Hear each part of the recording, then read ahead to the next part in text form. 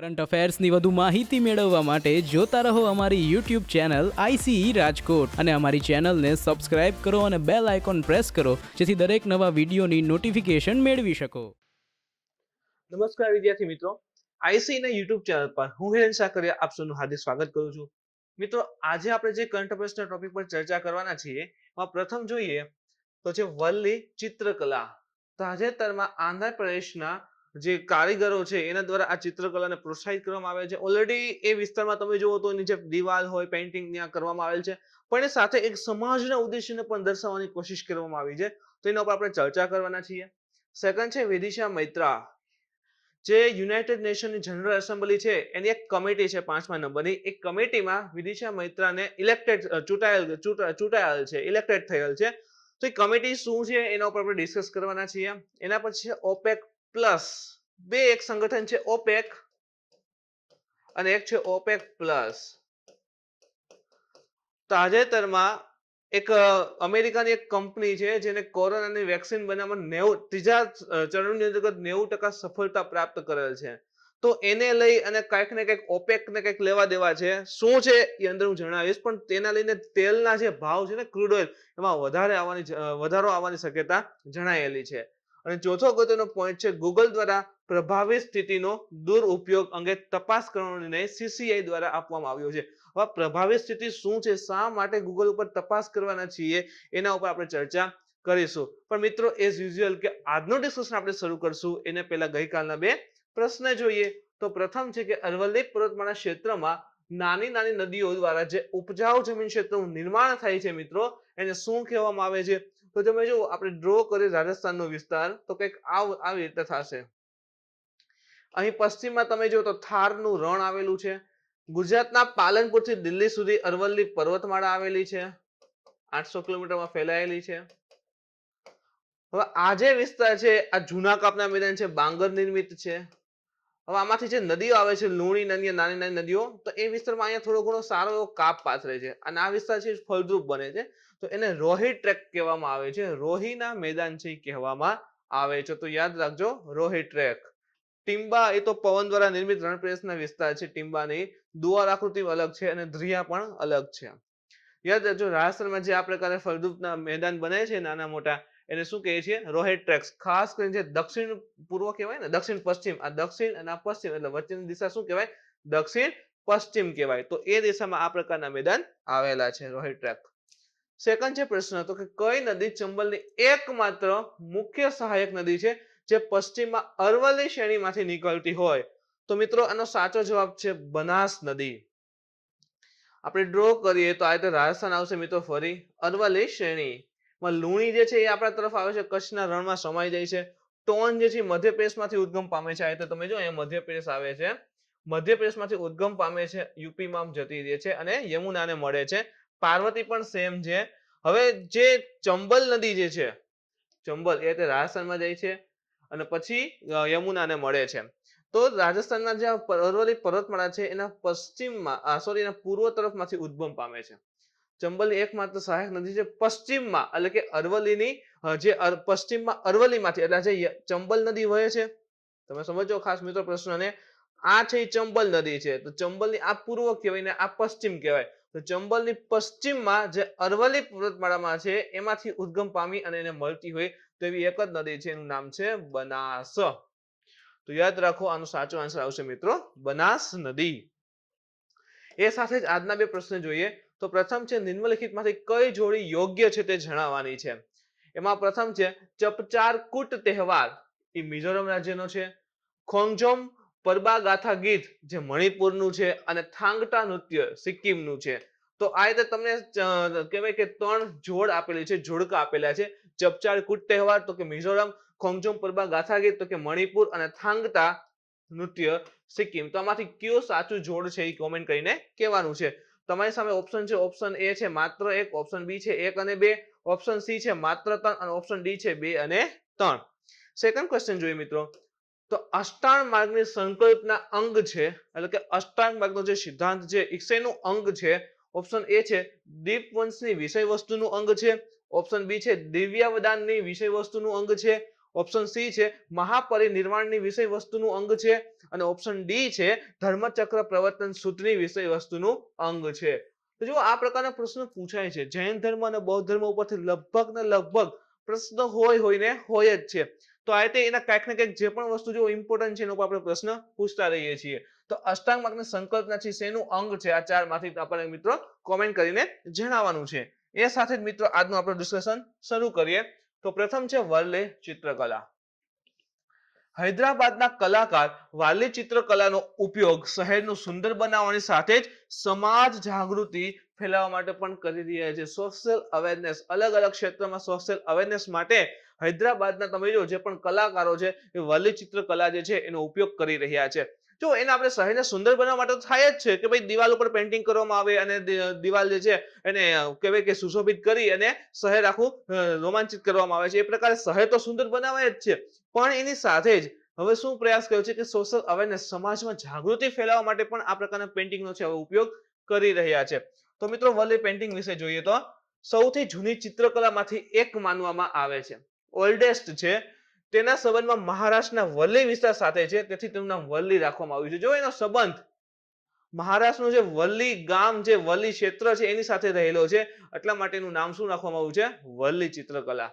તેનો વિકાસ આશરે 10મી સદીમાં થયેલો હતો, એટલે કે આશરે 1000 વર્ષ પહેલા વારલી ચિત્રકલા જે આપણે કહીએ છીએ એનો ઉદ્ભવ થયો હતો, એનો વિકાસ થયો હતો. કોન્ટ્રાસ્ટ ખૂબ જ વધારે સારો હોય છે. જો કોન્ટ્રાસ્ટ કે ભાઈ કોન્ટ્રાસ્ટ તો તમને અંદાજ આવી જાય કે ભાઈ આપણે કંઈક બેકગ્રાઉન્ડ હોય એના ઉપર કંઈક લખતા હોય તો કેવું દેખાય છે એમ. તો પાછળ જો આખું રેડ બેકગ્રાઉન્ડ દેખાય છે અને ઉપર વ્હાઈટ થી આખી ડિઝાઇનિંગ કરે છે, ચિત્ર દોરેલ છે, તો જે કોન્ટ્રાસ્ટ આવે છે ખૂબ જ સારો હોય છે આ વર્લી ચિત્રમાં. તો કોન્ટ્રાસ્ટ ખૂબ જ વધારે સારો હોય છે અને ચિત્રમાં નામાંકિત આકૃતિઓનો ઉપયોગ કરવામાં આવે છે. જો ચિત્રની અંદર ઘણી બધી નાની નાની આકૃતિઓ છે, જેમ કે મનુષ્યને દેખાવ તો આ પ્રકારે આકૃતિઓ દોરવામાં આવી છે, સૂર્ય માટે ગોળ આકૃતિ છે, તો અલગ અલગ પ્રકારની આકૃતિઓ છે. જોઈએ એમાં તો જો એમાં જે ગોળ કરવામાં આવે, ગોળ હોય તો સૂર્ય અને ચંદ્ર દર્શાવવા માટે ઉપયોગમાં લેવામાં આવે છે. ત્રિકોણ હોય તો પર્વતોને દર્શાવે છે.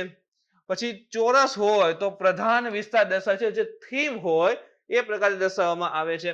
આના સિવાય માણસો તથા પ્રાણીઓને ઇન્વર્ટેડ ત્રિકોણનો ઉપયોગ કરી, ઇન્વર્ટેડ ત્રિકોણ જો જેમ કે આકૃતિમાં જો દેખાય છે, એક ત્રિકોણ આમ છે, બીજો ત્રિકોણ છે આ રીતે છે, અને પછી અહીંયા હાથ ને એવું કરી નાખે આ રીતે. તો આ રીતે તમે જો ઇન્વર્ટેડ ત્રિકોણનો ઉપયોગ કરી માણસને, પશુઓને, પ્રાણીઓને બતાવવામાં આવેલા છે. તો આ રીતે ત્રિકોણના યુઝ થયેલા છે. અલગ અલગ છે ભૌમિતિક આકૃતિ કહીએ ને આપણે, ભૌમિતિક આકૃતિઓ, અલગ અલગ ભૌમિતિક આકૃતિઓનો ઉપયોગ થયેલ છે. મુખ્યત્વે શિકાર, જો થીમ્સ એના ઉપર ડિપેન્ડ હોય છે મોસ્ટ ઓફલી. શિકાર, માછલી પકડવી, ખેતી, તહેવાર, ડાન્સ, વૃક્ષ તથા પ્રાણીઓનો ઉપયોગ કરીને ચિત્રો બનાવવામાં આવે છે. જેમ કે અહીં પણ જુઓ તો કંઈક ને કંઈક બધી વસ્તુ છે, ખેતીની થોડીક વાત લખેલી છે, અહીંયા કંઈક ડાન્સ લખેલ છે, અહીંયા ઘર છે, અહીંયા કંઈક પ્રાણી છે. તો જો પ્રાણીમાં પણ આ રીતે કે આ રીતે ત્રિકોણ ડ્રો કરે છે, પછી આ રીતે પગ, પૂંછડી આ રીતે આમ કરી અને પ્રાણીનું ડ્રોઈંગ કરવામાં આવે છે. તો થીમ રહેલ છે, ડાન્સિંગ છે, ખેતી છે, શિકાર, હન્ટિંગ છે. તો આ રીતે તમે જુઓ તો ઘણી બધી અહીંયા તહેવાર સેલિબ્રેટ કરાઈ રહ્યા છે. તો ઘણી બધી અલગ અલગ થીમો છે એને ભેગી કરી અને આખું ચિત્ર છે બનાવવામાં આવતું હોય છે. હવે વારલી ટ્રાઇબ્સ વિશે જાણીએ તો એ ઇન્ડિજિનિયસ ટ્રાઇબ છે, એટલે કે અહીંની મૂળ ટ્રાઇબ્સ છે. આના સિવાય એ મહારાષ્ટ્ર, ગુજરાતના કોસ્ટલ વિસ્તાર, કોસ્ટલ એરિયા જે છે, નદીના કિનારા હોય અથવા તો દરિયા, ખાસ કરીને નદીના જે કિનારાઓ રહેલા છે ત્યાં રહે છે, અને જે પર્વતીય વિસ્તાર છે મિત્રો ત્યાં પણ આ વારલી ટ્રાઇબ્સ છે એનો વસવાટ રહેલો છે. હવે વારલી, આ લોકો જે છે ને વારલી ટ્રાઇબ્સ, એ વારલી ભાષાનો ઉપયોગ કરે છે, પણ આ ભાષા એવી છે જેને લખી શકાતી નથી, જેને લખવી શકાતી નથી, એટલે ખાલી ખાલી બોલી શકાય છે એ પ્રકારની વારલી ભાષાનો યુઝ કરે છે. આ ભાષાને કોઈ સ્ક્રિપ્ટ રહેલી નથી, તો એ પ્રકારની એની ભાષા રહેલી છે જે ઇન્ડો આર્યન ભાષામાંની એક માનવામાં આવે છે. તો જે વારલી પેઇન્ટિંગ છે તે કરન્ટમાં આની સાથે વારલી ટ્રાઇબ્સ છે એ આપણે કમ્પ્લીટ કર્યું. એના પછીનો જે સેકન્ડ પોઈન્ટ છે વિદિશા મૈત્રા. કીધું ને તાજેતરમાં યુએન ની એક જનરલ એસેમ્બલીની કમિટીમાં એની ઇલેક્ટ થયા છે, ચૂંટાયેલા છે. તાજેતરમાં ભારતીય રાજનયિક વિદિશા મૈત્રાને સંયુક્ત રાષ્ટ્રની જો કઈ કમિટી છે, પ્રશાસનિક તથા બજેટીય પ્રશ્નોથી સંબંધિત સલાહકાર સમિતિ, પ્રશાસનિક તથા બજેટીય પ્રશ્નોથી સંબંધિત એવી સલાહકાર સમિતિના સદસ્યના રૂપમાં ચૂંટવામાં આવ્યા છે. એને મત પ્રાપ્ત કરીને ગયેલા છે. જોઈએ આગળ એના વિશે. તો UN advisory committee on administration and budgetary question, જેને આપણે જો અહીં લખેલું છે ગુજરાતીમાં કે ભાઈ સંયુક્ત રાષ્ટ્રની પ્રશાસનિક તથા બજેટીય પ્રશ્નોની સંબંધિત સલાહકાર સમિતિ, જેને ઇંગ્લિશમાં આપણે કહીએ છીએ UN advisory committee on administration and budgetary question, જેને ટૂંકમાં ACABQ ના રૂપે પણ લખવામાં આવે છે. એમાં ટોટલ કેટલા સભ્યો હોય છે? 16 સભ્યોની કમિટી હોય છે. અને એમાંથી તાજેતરમાં આજે આપણે ઇન્ડિયાના જે રાજનયી છે વિદિશા મૈત્રા, એની પણ ચૂંટણી એ પણ ચૂંટાયેલા છે. 193 સદસ્ય ધરાવતી યુનાઇટેડ નેશનની જનરલ એસેમ્બલી, ટોટલ એમાં 193 સભ્ય દેશ છે યુએનમાં. તો એ બધા જે પણ સભ્ય દેશ હોય એના પ્રતિનિધિઓ એમાં રહેલા હોય છે. તો 193 સદસ્ય ધરાવતી યુએનની મહાસભા એટલે કે જનરલ એસેમ્બલી સલાહકાર સમિતિના સદસ્યોની નિયુક્ત કરે છે. જો આપણે કીધું કે 16 સભ્યોની કમિટી છે, તો એ નિમણૂક કોણ કરશે? ઇલેક્ટેડ થશે, ચૂંટાઈ જશે, પછી નિમણૂક તો કે જે મહાસભા જે છે યુએન ની જનરલ એસેમ્બલી છે એ સદસ્યોની નિયુક્તિ કરે છે. તથા આ સદસ્યોને વ્યાપક ભૌગોલિક પ્રતિનિધિત્વ, જો એવું નથી કે ખાલી ચલો આને આ દેશમાંથી છે લઈ લ્યો, આ દેશમાંથી છે ચલો એને પસંદ કરવું, આપણે એને મત આપવું જોઈએ, એ રીતના નથી. વ્યાપક ભૌગોલિક મહત્વ ધરાવતો વિસ્તાર હોવો જોઈએ, એની સાથે જ વ્યક્તિગત યોગ્યતા હોવી જોઈએ અને અનુભવ પણ હોવો જોઈએ. ખૂબ મોટા વિસ્તારનું પ્રતિનિધિત્વ કરતા હોવા જોઈએ. જેમ કે ઇન્ડિયા આખા વિશ્વમાં સેકન્ડ નંબરે સૌથી વધારે પોપ્યુલેશન ધરાવતો દેશ, તો ખૂબ મોટો વિસ્તાર છે. ઇવન 7મા ક્રમે વિશાળ એસ પર એરિયા તમે જો તો 7મા ક્રમનો દેશ છે, એટલો મોટો વિસ્તાર છે, સાથે વસ્તી વધારે છે, તો બધાનું રિપ્રેઝન્ટેશન કેટલું છે? વધારે છે. તો એ પ્રતિનિધિ અહીં સિલેક્ટેડ થાય છે, વધારે ઇલેક્ટેડ હોવાની સંભાવના રહેલી હોય છે, તથા એનો અનુભવ પણ વધારે માનવામાં આવે છે. તેઓનો કાર્યકાળ કેટલા વર્ષનો હશે? 3 વર્ષ સુધી એનો કાર્યકાળ રહે છે.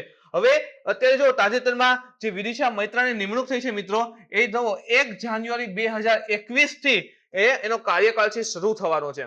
1 જાન્યુઆરી 2021 થી આનો કાર્યકાળ છે શરૂ થવાનો છે, જે કેટલા વર્ષ સુધી રહેશે? 3 વર્ષ સુધી રહેવાનો છે. હવે જે કમિટી છે એ યુએન ની મહાસભાની 5મી સમિતિ છે. કેટલામી છે? અલગ અલગ ઘણી બધી સમિતિઓમાંથી આ 5મી સમિતિ છે, જે મહાસભાના પ્રશાસનિક અને બજેટીય મુદ્દા પર નિર્ણય લે છે. બજેટ આવે છે, બજેટ પાસ થાય છે, તો એમાં ક્યાં સુધારા હોવા જોઈએ, કેટલો ખર્ચ વધારાનો દેખાય છે અથવા કેટલો યોગ્ય છે, યોગ્ય નથી, આ તમામ મુદ્દા પર ચર્ચા વિચારણા કરવી, પ્રશ્ન ઉભા કરવા, એના જવાબ, તો એ બધું જ કાર્ય મિત્રો આજે ACABQ કમિટી છે, યુએન ની જે મહાસભાની 5મી કમિટી સમિતિ છે એ કરે છે. આના સિવાય જોઈએ તો આ કમિટી 1 વર્ષમાં કેટલી વાર ભેગા થશે? તો 1 વર્ષમાં 3 સેશન કરે છે. ટોટલ કાર્યકાળ 3 વર્ષનો, અને 1 વર્ષમાં કેટલી વાર સેશન? તો કે 3 સેશન કરે છે.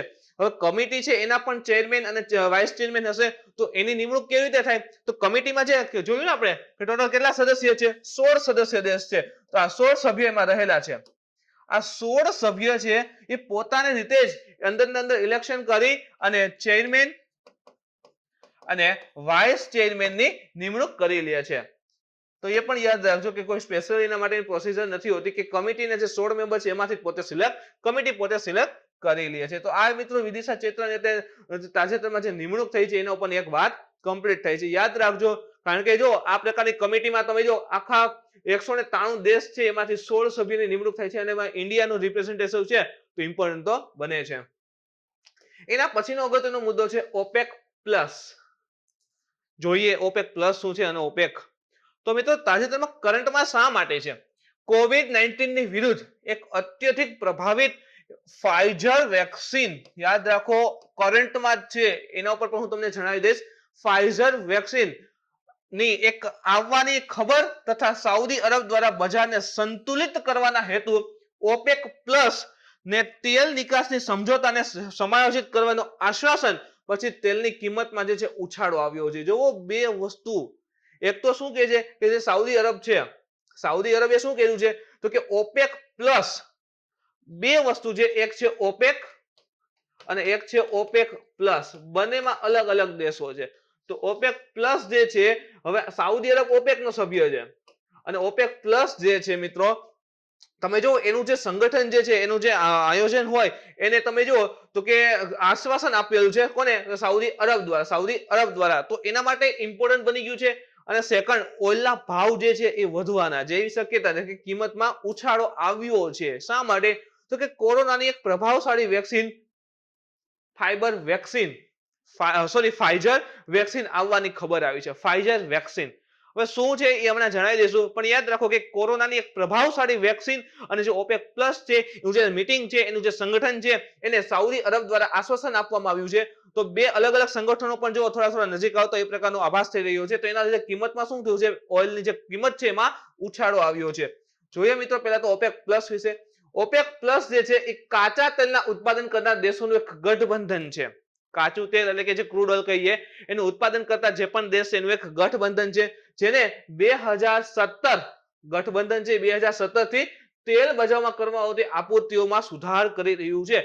તેલ બજારની આપૂર્તિ એટલે શું કે આખા વિશ્વને જો ઓઇલ ક્રૂડ ઓઇલની તો ડિમાન્ડ રહેવાની છે, તો ક્રૂડ ઓઇલ આખા વિશ્વમાં યોગ્ય રીતે જેટલી જરૂરિયાત હોય એટલી માત્રામાં પહોંચી વળે એ માટે આ પ્રયાસો છે, આ ઓપેક પ્લસ એ પ્રયાસો કરી રહ્યું છે.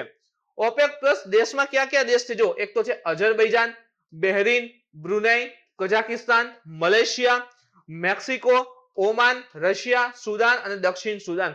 તો આફ્રિકાના દેશ છે, એશિયાના દેશ રહેલા છે, ઇવન ઉત્તર અમેરિકાના દેશ છે, સાઉથ અમેરિકાના દેશ રહેલા છે. તો મોસ્ટ ઓફલી હરેક ખંડમાંથી એમ કહી શકાય કે થોડા દેશ રહેલા છે અને આ બધા દેશનું એક સંગઠન બની છે. શું કહીએ છીએ આપણે? ઓપેક પ્લસ કહીએ છીએ. હવે ઓપેક વિશે જોઈએ મિત્રો. એનું ફૂલ ફોર્મ થશે organisation of the petroleum exporting countries. Petroleum exporting countries નું એક ઓર્ગેનાઇઝેશન છે. એટલે કે પેટ્રોલિયમ જે છે, પેટ્રોલિયમ એનું નિકાસ કરતા, પેટ્રોલિયમનું નિકાસ કરતા દેશોનું સંગઠન. પેટ્રોલિયમની નિકાસ કરતા દેશોનું સંગઠન છે એ શું છે? ઓપેક છે, જે પેટ્રોલિયમની નિર્યાતક દેશોનું સંગઠન રહેલું છે. પેટ્રોલિયમ એના દેશમાં ઉત્પાદન થતું હોય તો જે પણ ટર્મ એન્ડ કન્ડિશન હોય એ પ્રમાણે જો એની કન્ડિશન ફૂલફિલ થતું હોય તો એનો સભ્ય કહેવાય, ઓપેકનો સભ્ય કહેવામાં આવતો હોય છે. સ્થાપના ક્યારે થઈ હતી? તો 1960 માં આયોજિત એક બગદાદ સંમેલન ઈરાકમાં 5 દેશોએ ઇસ્લામિક રિપબ્લિક ઓફ ઈરાન, એટલે જો એક ઈરાન, પછી એક ઈરાક, કુવૈત, સાઉદી અરબ અને વેનેઝુએલા. બધાને આપણે લોકેશન ને બધું જોશું, પણ જો 5 કન્ટ્રી 1960 માં એક બગદાદ સંમેલનમાં આયોજિત થયું હતું. એમાં ટોટલ ઈરાકની અંદર હતું આ સંમેલન અને એમાં ટોટલ 5 દેશો, એક તો Iran, Iraq, Kuwait, Saudi Arab અને વેનેઝુએલા. તો આ પાંચેય દેશોએ એક કરાર કર્યો અને એના નામ આપ્યું હતું ઓપેક. એટલે જો આ 5 દેશ દ્વારા ઈરાકમાં આયોજિત બગદાદ સંમેલન 1960 માં આ ઓપેકની સ્થાપનાનો સિદ્ધાંત આવ્યો હતો.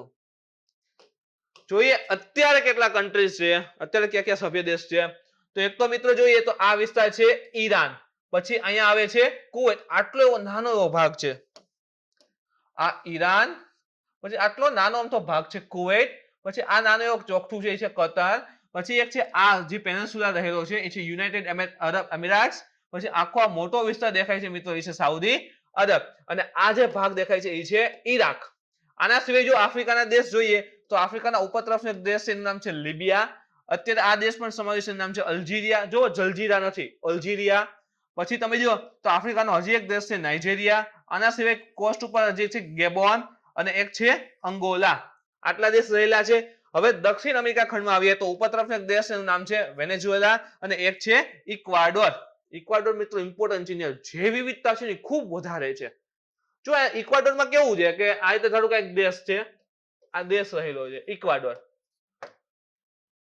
હવે આ દેશ ઉપર તમે જુઓ ને તો આખામાં જંગલ ને એવું બહુ વધારે જૈવ વિવિધતા રહેલી છે. જૈવ વિવિધતા ખૂબ જ વધારે છે. ખૂબ જ વધારે. હવે દેશ પાસે થોડા ઘણા પૈસા ઓછા છે દેશ પાસે, ઇકોનોમી થોડી ડાઉન છે.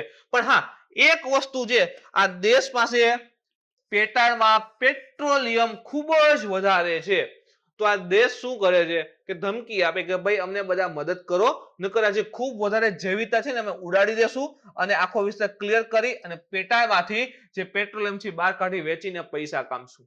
આ પ્રકારે તમે જો એ મદદ પણ માગે છે. ઘણા વિસ્તારમાં સળગાવીને અત્યારે આ કામ છે ચાલુ પણ એને કરેલ છે. પણ જૈવિકતાની દ્રષ્ટિએ ઇક્વાડોર છે ખૂબ જ ઇમ્પોર્ટન્ટ રહેલું છે.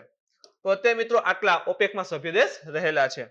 આગળ જોઈએ આ 5 દેશ આપણે જોયા ને કે ભાઈ એક છે Iran, Iraq, Kuwait, Saudi Arab અને વેનેઝુએલા. તો આ 5 દેશ છે એ 1960 માં ભેગા થઈને આ પ્રકારનું બગદાદ સંમેલનમાં તમે જો ઈરાકમાં હતું ત્યાં ભેગા થઈ અને મીટિંગ કરીને આ સંગઠનની સ્થાપના કરી હતી. તો આ પાંચ દેશ કેવા કહેવાય તો સંસ્થાપક સદસ્ય કહેવામાં આવે છે. હવે ઓપેક નું જોઈએ તો એક સ્થાયી ઇન્ટર ગવર્મેન્ટલ ઓર્ગેનાઇઝેશન પણ છે. આના સિવાય આ સંગઠનનો ઉદ્દેશ શું છે તો કે જે પણ સદસ્ય દેશ રહેલા છે એ દેશોના મધ્યે પેટ્રોલિયમ નીતિઓનું સમન્વય કરવું. એટલે પેટ્રોલિયમ નીતિઓ જે છે ઇન્ટરનેશનલ લેવલે જે પણ પેટ્રોલિયમ નીતિઓ બનતી હોય એના જે ક્રૂડ એના ભાવ જે છે અથવા કેટલા પ્રમાણમાં એક્સપોર્ટ કરવું જોઈએ એ બધી જ નીતિઓનું સમન્વય કરવું. આની સાથે જ એકીકરણ કરવાની પણ વાત એમાં રહેલી છે. તથા ઉપભોક્તા રાષ્ટ્ર માટે પેટ્રોલિયમની સફળ આર્થિક અને નિયમિત આપૂર્તિ સુનિશ્ચિત કરવા હેતુ પણ આ તેલ બજારનું સ્થિરીકરણ સુનિશ્ચિત કરવાનું એનું ઉદ્દેશ્ય રહેલું છે. એટલે જો ભયાનક વાક્યના અર્થ શું થાય છે? જે પણ આપૂર્તિ કરતા કે જે પણ ઉપભોક્તા દેશ છે જેમ કે આપણું ઇન્ડિયા લઈ લ્યો વોટ એવર અધર કન્ટ્રીઝ લઈ લ્યો કે જ્યાં જેને પેટ્રોલિયમની જરૂર હોય છે પણ એ દેશમાં ઉત્પન્ન થતું નથી અથવા તો ઓછું ઉત્પન્ન થાય છે. તો જો આપણું ભારતને સમજીએ તો ભારત શું છે ઉપભોક્તા દેશ કહેવાય કારણ કે આપણે ત્યાંથી ઇમ્પોર્ટ કરીએ છીએ મગાવીએ છીએ ઘણી બધી માત્રામાં. તો ઉપભોક્તા રાષ્ટ્ર જે પણ છે ત્યાં પેટ્રોલિયમની સફળ આના સિવાય આર્થિક અને નિયમિત એવું નહીં કે ચલો આ વર્ષે પેટ્રોલિયમ આપશું તમારે લેવું એટલું લઈ લ્યો આવતા વર્ષે હું નહીં આપું એના પછીના વર્ષે તમારો વારો આવશે એવું નથી. નિયમિત જેટલી બી ડિમાન્ડ હોય એ પ્રમાણે સપ્લાય છે ફૂલફિલ થવી જોઈએ અને આર્થિક રીતે પણ પરવડે એ રીતે. તો નિયમિત આપૂર્તિ છે સુનિશ્ચિત કરવા હેતુ અને તેલ બજારનું જે સ્થિરીકરણ છે એને પણ સુનિશ્ચિત કરવું. એવું નહીં કે ચલો તેલના ભાવ છે ક્યારેક ભાઈ મહામારી આવે તો એકદમ ડાઉન થઈ જાય અને તેજી આવતો ફૂલ વધી જાય તો એવું બધું નહીં કે તેલના ભાવ લગભગ એક સરખા સ્થિરીકરણ રહે જેથી કરીને આખા વિશ્વને વાંધો આવે નહીં. તો એ પ્રકારના ઉદ્દેશ્ય સાથે આ ઓપેક સંગઠન છે કાર્ય કરી રહ્યું હોય છે ખાસ કરીને સભ્ય દેશને બધી સુવિધાઓ મળી રહે. હવે સભ્ય બનવા માટે શું જોઈએ તો સભ્ય બનવા માટે જો એક તો તેલની જે નિકાસ એના માટે જે માપદંડ હોય એ કમ્પ્લીટ હોવા જોઈએ. આના સિવાય ઓપેકના જે પણ સંગઠનના રૂલ છે એ દેશ માનવા તૈયાર હોય તો એને ઓપેકનું સદસ્ય બનવા માટે લાયક ગણવામાં આવે છે. એના પછીનો મિત્રો મુદ્દો જોઈએ તો એનું જે મુખ્યાલય છે ક્યાં છે તો કે ઓસ્ટ્રિયા જે છે. જો ઓસ્ટ્રેલિયા નથી, આ ઓસ્ટ્રેલિયા અલગ દેશ છે અને આથી ઓસ્ટ્રિયા છે. તો ઓસ્ટ્રિયામાં જે વિયેના છે ત્યાં એનું મુખ્યાલય આવેલું છે. આના સિવાય જોઈએ તો ફાઇઝર વેક્સિન વિશે જોઈએ. તમને શરૂઆતમાં મેં કીધું કે વેક્સિન જે છે એવું કહે છે કે જે કોરોના જે ટેસ્ટનો જે ટ્રાયલ ફેઝ છે થર્ડ ફેઝ છે એમાં 90% સુધીની સફળતા મળી ગઈ છે. જોઈએ તો અમેરિકાની એક ફાર્મા કંપની છે ફાઇઝર અને એક જર્મનીની એની પાર્ટનર કંપની છે બાયોનટેક